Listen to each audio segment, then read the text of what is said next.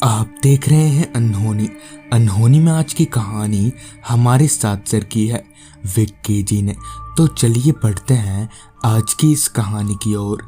आज की इस वीडियो में आगे बढ़ने से पहले अगर आपने अभी तक अनहोनी चैनल को सब्सक्राइब नहीं किया है तो कर लें, और ऐसी ही और वीडियोस के लिए देखें डार्क फाइल्स। बड़ी मुश्किलों के बाद मुझे दिल्ली जैसे शहर में एक अच्छा काम मिला। काम मिलते ही मैंने सबसे पहले अपने घर पर मम्मी से बात करते हुए कहा, माँ वो मामा जी का कॉल आया था। वो दिल्ली में जो मेरे लिए काम की बात हो रही थी ना, वो पक्का हो गया है। मुझे कल सुबह ही दिल्ली के लिए निकलना होगा। जिस पर माँ ने मुझसे कहा, पर बेटा तू दिल्ली में रहेगा कहाँ? वहाँ तो हमारी कोई जान पहचान भी नहीं है। जिस पर मैंने मम्मी से कहा, माँ आप टेंशन मत लो, मैं वहाँ पर एक अच्छा सा रूम देख लूँगा। इतना बोलकर मैं कल जाने की तैयारी में लग गया। माँ भी मेरी हेल्प किए जा रही थी। तैयारी करते करते आसमान में सूरज की जगह कब चांद ने ले ली पता ही नहीं चला।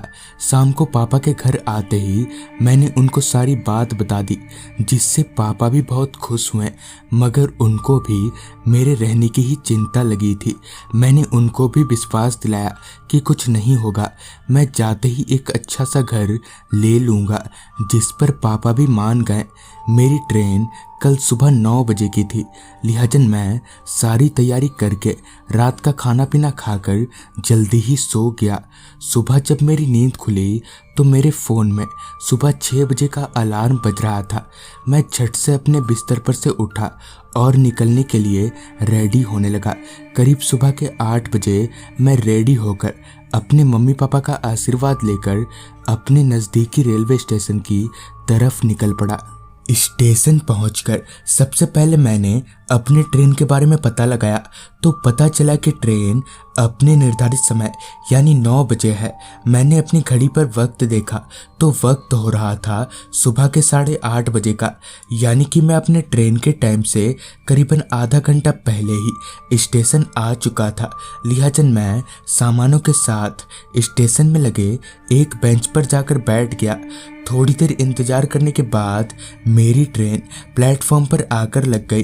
ट्रेन के लगते ही मैं अपनी सीट पर बैठ गया और अपने मन में सोचने लगा कि अच्छा हुआ कि मामा जी ने मुझे कल सुबह ही नौकरी पक्की की बात बता दी, जिस वजह से मैं तत्काल में टिकट ले पाया, वरना मैं कुछ कर नहीं पाता। खैर घड़ी में 9 बज चुके थे और ट्रेन स्टेशन से खुल चुकी थी। इसी के साथ मैं और ट्रेन अपनी पूरी रफ्तार से अपनी मंजिल की तरफ आगे बढ़ रहे थे।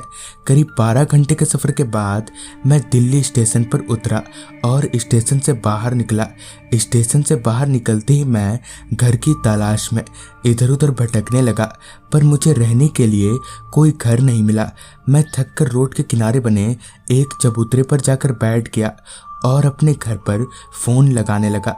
अभी मैं फ़ोन लगाने ही वाला था कि अचानक से एक आदमी मेरी बगल में आकर बैठ गया और मेरी तरफ देखते हुए बोला, तुम्हें रहने के लिए भाड़े का घर चाहिए क्या?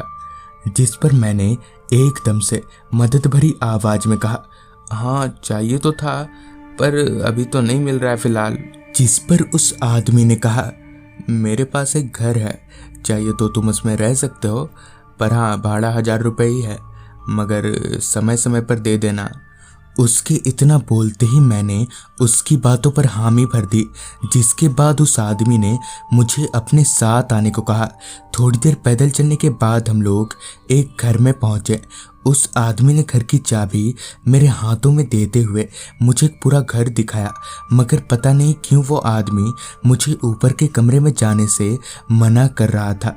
पर उस वक्त मैं इतना थका हुआ था कि मैं उसकी बातों पर ध्यान ही नहीं दिया, और यही मेरी सबसे बड़ी गलती थी। खैर वो आदमी मुझे चाबी देकर चला गया और मैं अपने बिस्तर पर जाकर लेट गया। थकान की वजह से कब मुझे नींद आ गई पता ही नहीं चला। फिर जब मेरी नींद खुली तो ऊपर के कमरे से तेज आवाजें आ रही थी। मैंने अपने फ़ोन में वक्त देखा तो रात के 2 बज रहे थे। मैं अभी यही सोच रहा था कि रात के 2 बजे कौन इतनी आवाज़ कर रहा होगा कि तभी वो आवाज़ और तेज हो गई। वो आवाज़ सुई की तरह मेरे कानों में चुभे जा रही थी। लिहाजन मैंने उठकर देखना ही ठीक समझा। मैं अपनी टॉर्च लेकर ऊपर जाने लगा। ऊपर जाकर मुझे एक रूम दिखा। वो रूम अंधेरे में डूबा हुआ था। टॉर्च के सहारे मैंने उस रूम की बत्तियां जलाई। लाइट ऑन करते ही मेरे होश उड़ गए। कांपती हुई मेरे शरीर का सारा खून पानी हो गया, मानो मेरा शरीर ठंडा पड़ने लगा था। दरअसल उस रूम में एक फोटो फ्रेम था जो कि उस आदमी का ही था, जिसमें लिखा था सुभाष, मृत्यु 2003। ये देखकर मैं घर से बाहर भाग गया और पूरी रात एक मंदिर पर बैठे बैठे ही गुजार दी। सुबह मुझे पता चला कि आज से 3 साल पहले उस आदमी ने वो घर किसी को किराए पर दिया था, मगर किराए को लेकर दोनों में अनबन हो गई और बात बढ़ते बढ़ते हाथापाई पर आ गई।